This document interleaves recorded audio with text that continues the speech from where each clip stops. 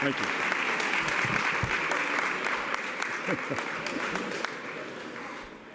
Thank you all very much. If you're still out having lunch, put it down, come on in here.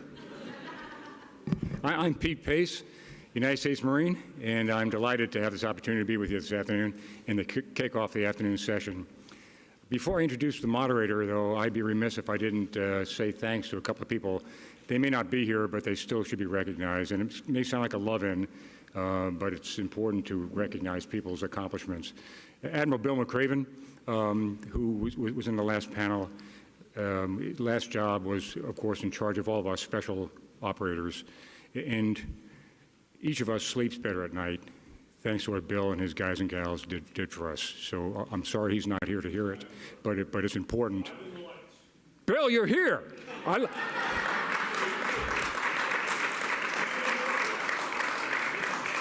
As stealthy as ever. I will tell you this, don't ever make that man angry. Bill, thank you for your incredible service to the nation. We all slept better thanks to you. Yeah. And President and Mrs. Bush, there's so many things that can be said, but I would ask you just to think about this. The President stepped down as our Commander-in-Chief in January of 2009. This is June 2017. 2 presidents later, he and his lady are still showing their support and their love for our troops and our families. And they do it not by some kind of self-aggrandizement or pat on the back, but by simply being there for all of us. And the fact that they have dedicated the rest of their lives to the very important work of the Bush Institute, a major piece of which is the military initiative, says volumes about the man I had the privilege of calling Sir and my Commander-in-Chief. The President mentioned that words are important, and it's why he has asked us all to, and we have, dropped the D from PTS.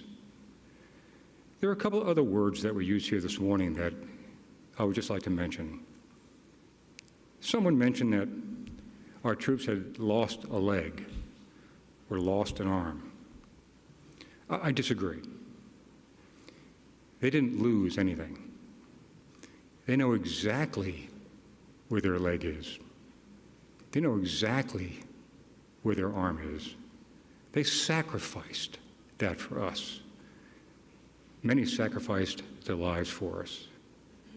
But when we pick words, we should recognize that the young men and women in our midst who have sacrificed for us deserve to have it probably recognized as what it is, which is, in fact, a sacrifice.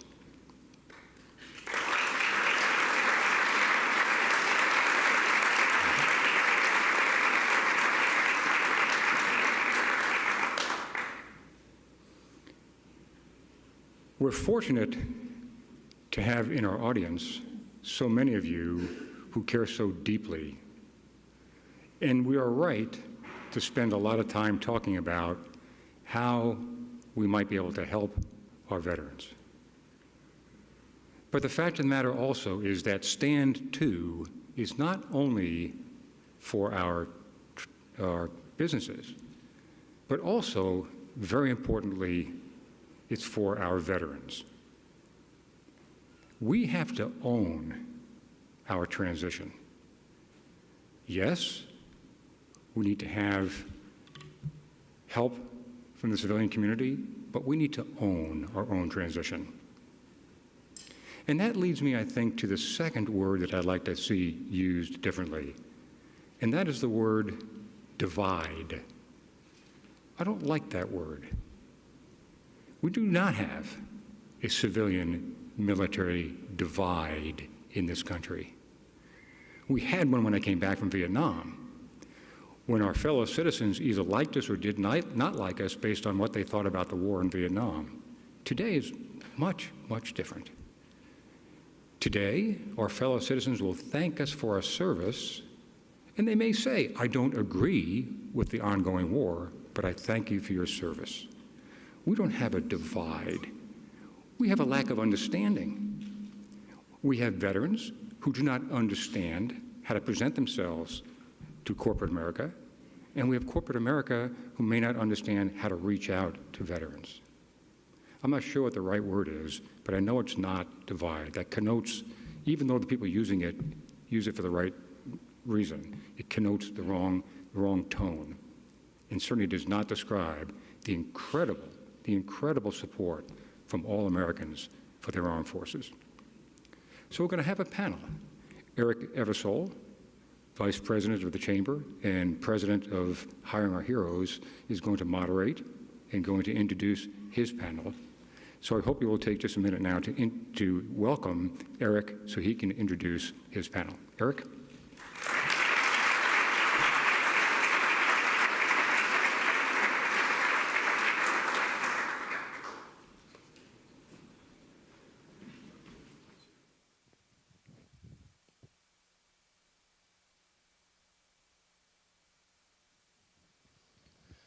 Well, good afternoon.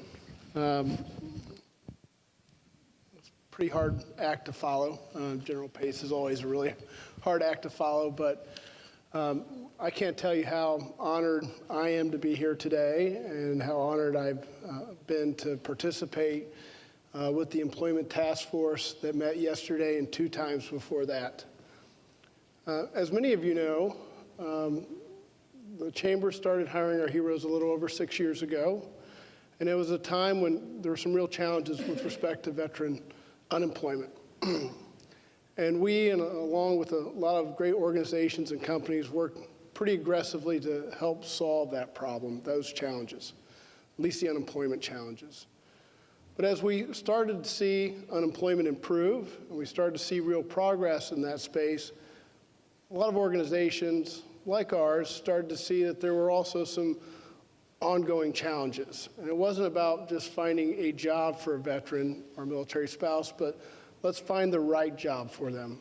How are we best utilizing their tremendous skill sets for corporate America?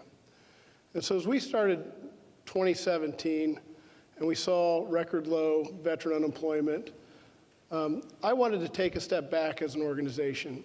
Take a step back and say, look, let's analyze what we've done and what we've done well. Let's analyze where there are existing challenges. And let's understand what the path forward looks like. But the one thing I'll tell you that I learned pretty quickly, and I think everyone up here would attest to, and I think most of you in the audience would attest to, is that this journey from the employment perspective is not the work of a single organization, but it's a community of organizations and community of companies, both from the private and public sector, to find long-term, meaningful solutions and opportunities for our veterans and their families. So as we started the year, I wanted to reach out to the other significant veteran hiring coalitions, our friends at Blackstone and their companies. I think they represent over 500,000 jobs. JP Morgan Chase and its Veteran Jobs Coalition. They also, more than 200 companies that are part of that coalition and hundreds of thousands of jobs. And then our coalition, and we wanted to bring them together and start thinking about, okay, what does this landscape look like and what's the path forward? But we also knew that, as a Navy guy, not, a little bit, not the smartest person in the world, we needed some real analytical power, so we brought Deloitte onto the team as well, and they were able to help our efforts. And I see Miguel laughing, but I know your story too, Miguel. So we held our first meeting back in March, and it wasn't just us meeting. We wanted to bring that larger private and public sector. So we had over 50 organizations and companies at that first one, companies like Walmart, companies like Bank of America, Capital One, lots of great organizations, Starbucks. This great companies to start talking about what we're doing and what do we need to do. We held a second meeting in May to talk about recommendations and the path forward. And yesterday, we held our third meeting. And I would tell you that the third meeting yesterday was as powerful and more powerful than the first two, because I really saw the group coalesced around some basic recommendations, some basic things that as we move forward, we need to do better at. One of the biggest recommendations is the power and the importance of private sector and public sector partnerships. It gets back to that point, we know we can't do it alone, but when we collaborate across the private and public sector, good things happen. The other thing that I think everyone really coalesced around was the importance of data. We've learned a lot over the last 5 to 6 years and longer for some. How do we harness that data to become more powerful and more effective in how we recruit, how we onboard, and how do we retain veteran talent into our workforce? And I think the third thing that folks generally agreed upon was this need for a marketplace of resources, a marketplace where veterans can help understand the resources and tools that are out there. How do they bridge that Admiral Mullen called it the sea of goodwill. We often saw service members struggling in that sea of goodwill because there was so much out there. How do we better take the information that we have, the resources, and harness it in a way that's effective and delivered? So those are the 3 basic recommendations. But I also know that nobody here wants to hear me talk that much more, maybe Miguel. But other than that, we have a great group of panelists sitting here with me to talk from their perspective, some of those challenges they've seen, what the path forward looks like. And what I want to emphasize is that this panel was one that really comes at this from 3 different perspectives. To my left, Dan O'Hare. He's a recently transitioned service member, Marine Corps veteran. He's the elusive sniper that President Bush has been talking about. So we have Dan as one perspective as that recently transitioned veteran. Melissa Sterling from Hilton. Melissa is really boots on the ground. She's on the front lines of helping a major corporation like Hilton make its significant hiring commitments of 10,000 that it surpassed, and its next 10,000. So we have Hilton. And Courtney Billington, he's from Johnson & Johnson. He's our executive representative on this. He's a vice president with Johnson & Johnson. So Courtney, I'm going to ask you the first question. Johnson & Johnson, great company, obviously has a great Army leader at its helm. It's a place that has done a lot of amazing things for veterans. Can you talk a little bit to us in the audience about what has it meant for Johnson & Johnson to have that veteran experience and that veteran talent in your workforce? And from your perspective, what's the value proposition? What's the ROI? Thanks, Eric. It's a pleasure to be here today, and it's also a pleasure for someone like myself as a veteran to have 2 things that I think are critical for the question you asked. One is a company that has a set of values, which for us at Johnson & Johnson, we call it our credo. And it's a set of values that have been in place for more than 75 years that talks about our focus on customers, our employees, communities in which we live and work, and then ultimately shareholders. But that credo defines the responsibility that we have to our communities and an expectation of each and every associate in Johnson & Johnson to serve and give back to the communities in which we live and work. It also helps that we have a long heritage. Our founder, the Johnson brothers, and in particular our first CEO was General Robert Wood Johnson. And so we have a heritage of the military that has gone back more than 100 years within Johnson & Johnson. That has carried forward to the second part is through our leadership. Certainly having a CEO of the corporation being a veteran helps out, certainly during budget time, or if there are different things where you want commitment from the top and you want that to cascade through the organization, it helps tremendously to cut through a lot of bureaucracy. So I would say the leadership support is a tremendous asset to have. We're all not going to have the benefit of having a CEO or chairperson president, you name it, that is a former veteran, but we can have people who are passionate about what veterans do. And because of the fact that we have a number of veterans and active duty servicemen and women who are serving either in the reserves or the Guard, who are filling critical roles and creating tremendous value within our corporation, we have day-to-day proof and reinforcement where they add value to our company. You know, as a healthcare company that's highly regulated, we have strong compliance requirements, and we see that veterans in particular have a tremendous appreciation for discipline, for regulations, for rules, and actually can thrive within, you know, an environment where there's regulation and find ways to motivate teams, motivate, you know, their peers and partner with other organizations. And we've benefited heavily from the veterans that we have at all levels of our corporation, from bringing those skill sets that, you know, frankly are foundational and continue to be trained and reinforced as part of the military experience. That's great.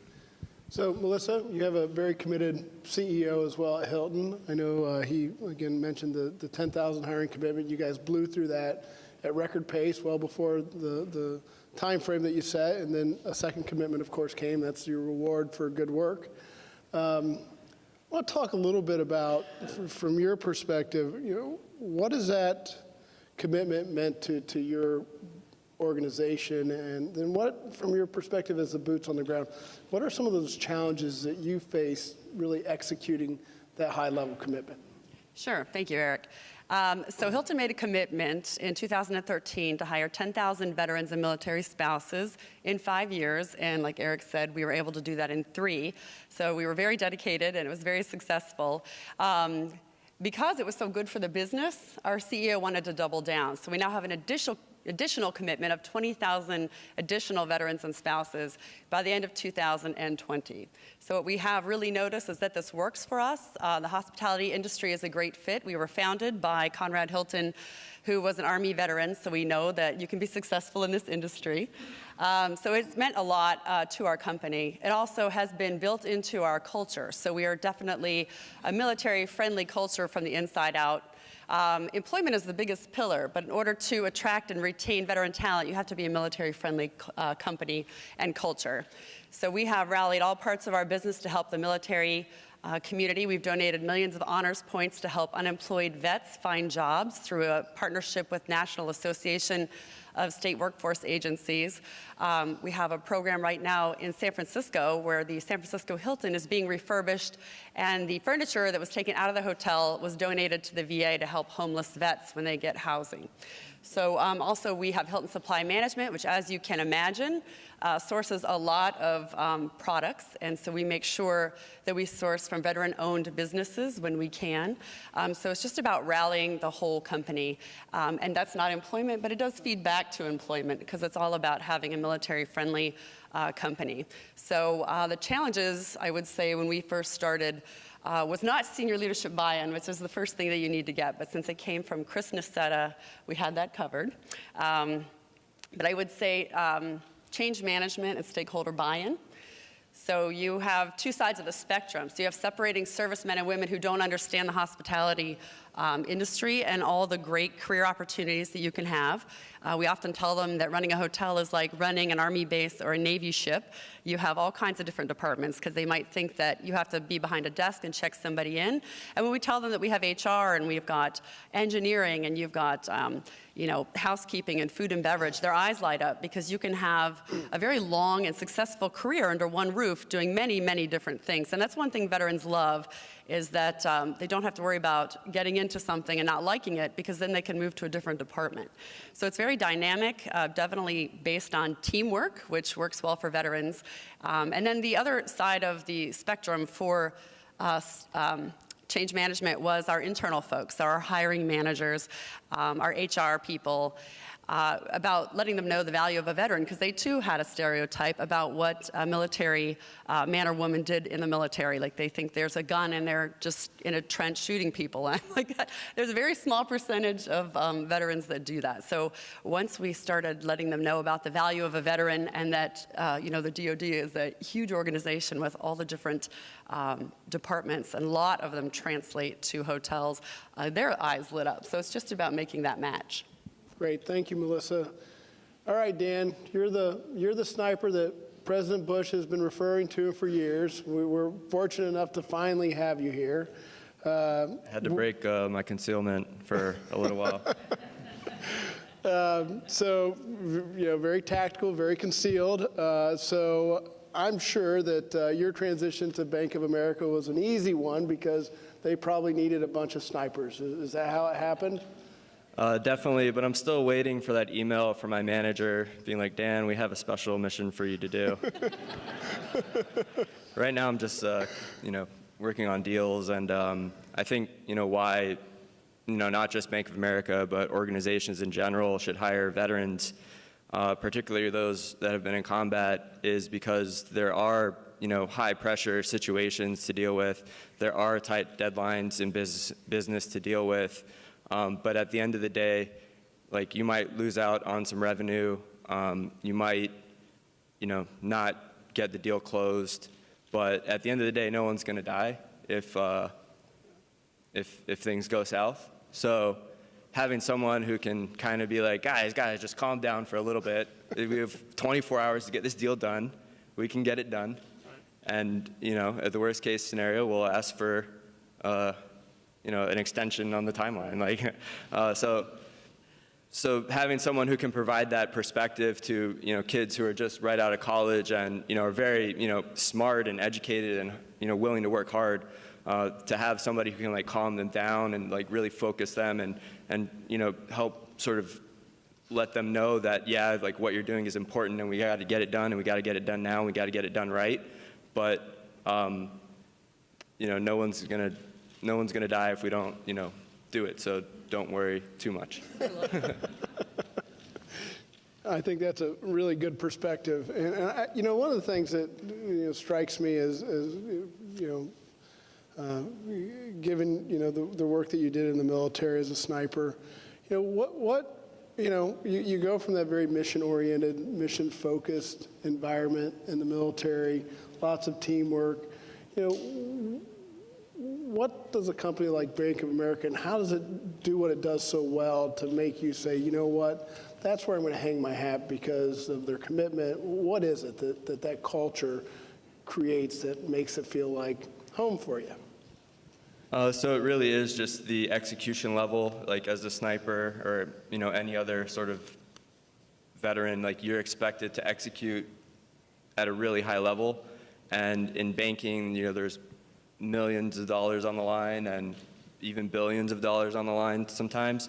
So that sort of really makes me feel, you know, fulfilled, like, working through those projects, knowing that we're providing capital, we're providing liquidity, and the companies that are getting the capital are, you know, in turn helping the economy grow, and in turn providing more jobs for veterans and everybody. And I think that that's, like, a key role for banking, and that really attracts me, that sort of fulfillment. Even though I'm not serving my country anymore, I am, in a way, still helping provide growth and opportunity for those around me. Well, I'll tell you, I still think you're serving your country quite well. I mean, the economic success that you help create in companies like Bank of America you know, is one that is quite meaningful.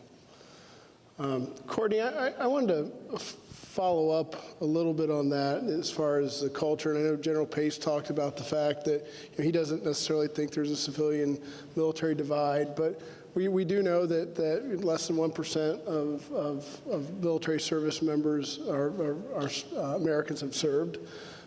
We did a recent survey last year that showed that 20% of hiring professionals and recruiters had significant experience with the military. How do you help in your company? How do you think about opening your non-military employees' eyes to the tremendous experience and value set that veterans bring to your business? Great. I'd say the primary way that we do that within J&J is through the employee resource groups that we have. And in particular, we have a Veterans Employee Resource Group, which we call our Veterans Leadership Council. And that group does a few things. One is it's integrally involved in helping to attract, onboard, develop, veterans that come in and join the organization. But also, too, we educate the organization. We have veterans, as I mentioned, at all levels of our company. And being part of the Veterans Council, we host a number of lunch and learn sessions. We do mentoring, reverse mentoring. We have sponsorship opportunities where senior leaders will sponsor someone from our veterans group. And as part of that relationship, there is an education that goes on with regards to people understanding the value that veterans can bring. And we host a number of different events in partnership with many partners like Bush Institute, many of those listed here, and other companies that allow people to get engaged. We have a mentoring program with a company called American Corporate Partners. I would say more than 60 to 70% of the people who are doing mentorships are now non-veterans. And because of the work that we've done to engage and get people involved, there is more of a passion, from different areas and facets of our business for those who care or want to serve or give back to the veteran community. And so those are ways that we help engage people. That's great. And so, I have a good friend of ours and of the Bush Institute, Carol Eggert from Comcast NBC Universal. I mean, she makes a point of saying it's not about educating the people who are in the room, because they're most likely veterans. It's about educating all the people who aren't in the room about that ROI.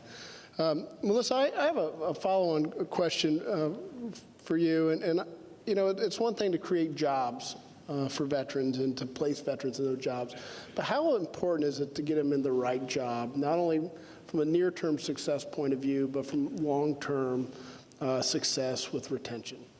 Yeah, that is important, because we're not in the business of just getting people jobs. We want to, and sometimes that is what they need while they transition and find what it is they want to do, go back to school, et cetera. But our goal is to provide a career for them. So we do extensive interview process, and we do volume recruiting. So we want to make sure that we're matching the right person for the right job. And we do hire in all elements. So we have corporate, we've got our customer care center, we've got revenue management, and we've got our properties. And the properties are the majority of our hiring. But why this works so well for veterans is because we are a culture of on-the-job training. So like I said before, you can come in and you can be promoted every 6 months. So you can really be in charge of your development and drive your career. And that really resonates well with veterans. They love to see their peers getting promoted. They love to get promoted. I have thousands of success stories of veterans coming in, and maybe they had to start a little bit lower than they had hoped for, but it doesn't take long before they're where they wanted to be and excelling with a dream career that they really wanted. So that part has been very successful. And Dan, from your perspective, how from the overall corporate structure, how different is it from the military? It seems, from a promotion perspective, from understanding what the next steps are, what have you seen? What are some of, from your perspective, things that help make that pathway a little bit clearer for you? I don't know that it's clear, but I think that also kind of makes it fun. In the military, every couple of years you're going to get promoted, you're going to deploy a couple times, you're going to go on new adventures, you're going to be around the same people mostly. In the corporate world, you just don't really have that sort of sense of belonging, or sense of that you are like a core vital piece of that entity, and it's kind of on you as the individual to create that for yourself. And I think that that's where a lot of veterans trip up, myself included, is, you come in and you think, I was a veteran, I was a sniper, I could do this, but I'm going to be humble and, keep my head down and be quiet. And that's just not how the corporate culture works. You have to be loud, you have to, be, demand responses and, have the best ideas and share them with everybody, and veterans are I'm a quiet professional. I'm never, everybody, just is kind of the same. We're all on the same level. And in the corporate world, it's kind of you really have to put yourself out there and get out of your comfort zone. And, Bank of America has, done a great job of, helping me with that. And I think that that's, really critical and for my future development as well. Well, tell me about the importance of mentorship, though, in that equation for you. I mean, it's obviously it's a different road that's not as familiar as the military road. How important is it to have a military mentor to help you navigate that process? It's probably the most important thing, because you're going to have millions of questions as to how do I even write this email? Look at should I write this aggressive email? Or should I tone it down a little bit? How do I phrase this? Can I give this person an order? Or do I have to be can you please, move the file from here to there? So having a mentor to call or meet for coffee is really a lifesaver, and be should I phrase my email like this? Or, should I tell my boss about this issue? Or, and even ordinary life things too as well. So someone who's just sort of been outside the military for a while, knows how to navigate the civilian worlds like healthcare and financial planning, are just huge sort of making sure that you put all the money that you can into your 401k. Little things like that add up over time, and you get to see this holistic view of yourself that I'm seeing now that I probably 3 to 4 years ago never would have been able to see. But I have a health care plan, I have a 401k, and I have a great job and a great wife, and I could never have done that without my mentor, who's actually in this room. His name is Louis Runyon. Give him a little shout out. But yeah, thank you.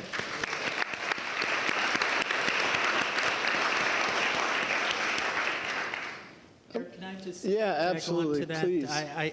I would reinforce the piece of having mentorships or either coaching, for veterans as they come in. I think it's critical. And, as Dan mentioned, sometimes transitioning into a corporate setting is complex. It's hard to understand. It's different rules. People don't know how to navigate. And I would suggest that companies need to really focus on ensuring that they do have that type of support system available so that they can actually maximize the value that veterans bring, right? And often we found early on that some of our veterans were being highly underutilized because people were not aware or did not know how to challenge them to the full extent of what they could provide. They were kind of backing off, if you will. And then the veteran didn't know how much to push, right, and where to go. So when you have someone from within the company who's maybe been part of that culture to help facilitate that is a critical step that can actually accelerate the performance in the organization. I agree with that. We have a mentorship program as well, which is really important with onboarding. So that's something I'd like to talk about real quick. So we have a mentor program in our properties. We also have a commander on property at all of our hotels and also in our corporate offices. And that's because, of course, we want to make sure that the veteran has a smooth transition. If they have just come out of the military, maybe they don't know how to sign up for benefits, or they don't know how to clock in or out, or they don't know how to navigate the intranet. And that might not be something that a veteran wants to ask their direct manager because they might feel like it reflects poorly on them. And so that's what a mentor is a great resource for them. And building a military-friendly culture in general helps with the transition, of course. So we have military pins that say I served with each branch specifically, because we know that we can't lump them all together, all the branches. So there's individual pins for each of the branches.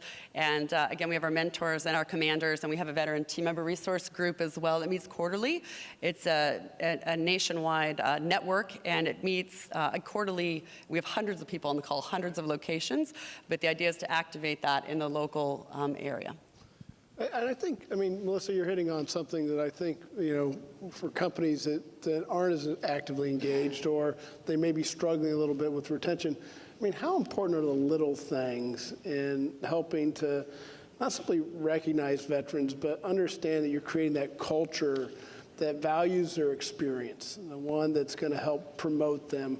I mean, from your perspectives, I mean, what are those little things that companies can do that's not going to cost them a lot of money, but does something a little more than just thanks them for their service? I think it's the attitude of one veteran at a time. Because although we are hiring a lot of people, each individual veteran matters, and you want them to have a smooth transition, and we want them to stay. And we do find that our veteran team members are promoted quicker than their civilian counterparts. So they're definitely a value add, and we want them to be invested because we know what a value they are, but also they're individual people with individual needs. So sometimes it doesn't cost money. It's just about standing up a program where they're going to have that human touch and somebody that understands them. Because the important part, and I can't speak for you, but the important part is, I would think, coming in and maybe not just being treated like everybody else, because perhaps you have specific needs and you're transitioning from something very different than somebody that just came in from another corporation. I would just add to that, we found that actually we initially had quite a bit of difficulty of getting some of our veterans to self-identify that they're veterans. When they join the corporation, for whatever reason, some people choose not to check that box in our HR systems, and then we don't know, right, unless there's some sort of relationship that goes on. And from a retention standpoint, we may find out that someone left because they didn't ask the question, they didn't know how to navigate, no one reached out, they felt like they weren't being, for whatever reason, connecting well.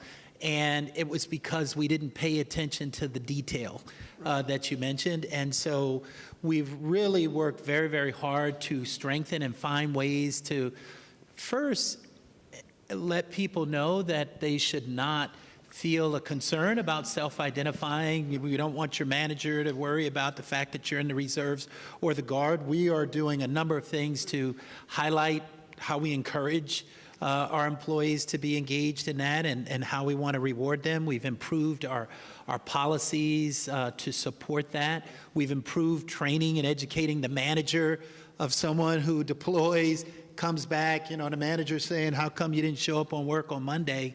And it's like, I just got off a plane Friday, right? And it's those details that you kind of understand how it happens, because people maybe just don't know. They don't know.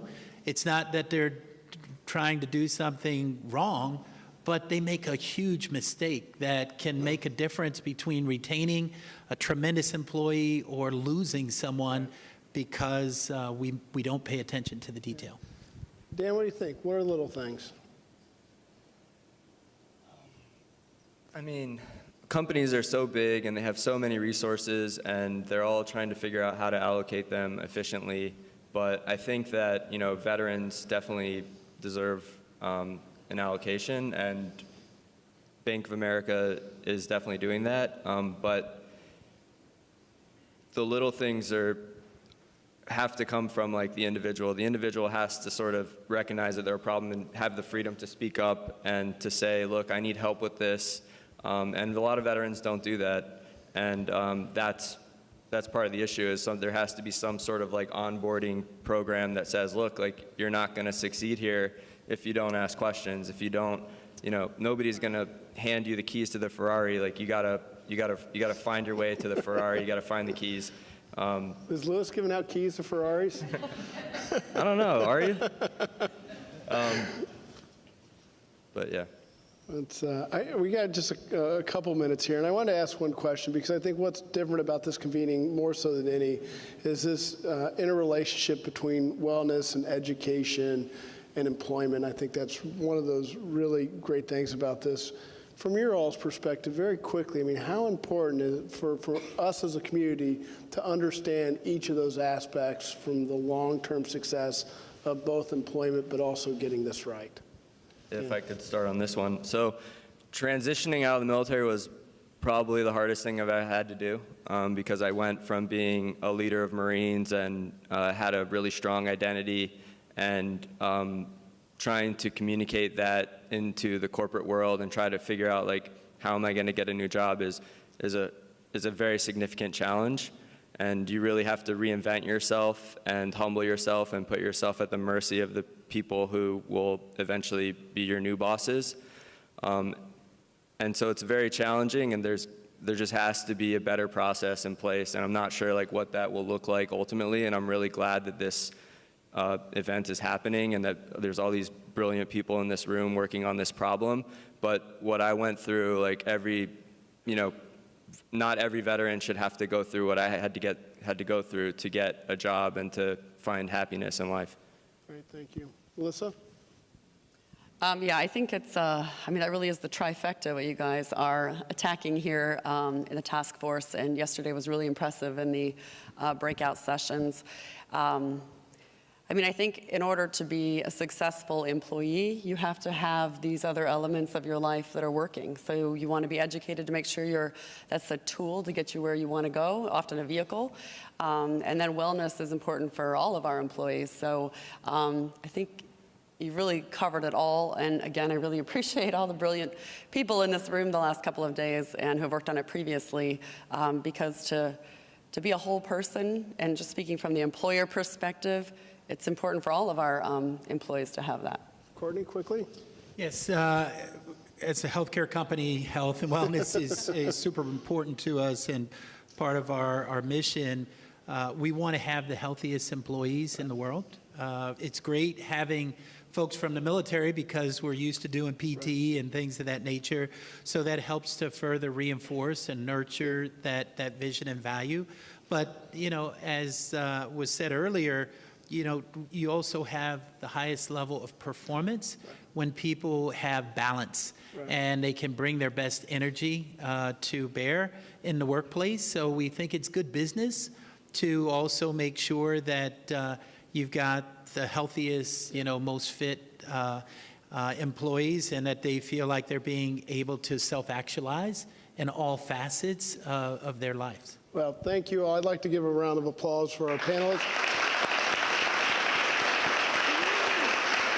I'd also quickly like to thank the Bush Institute for its leadership and the co-chairs of the Employment Task Force, Blackstone, Deloitte, and JP Morgan Chase and their Veterans Job Coalition. Thank you all.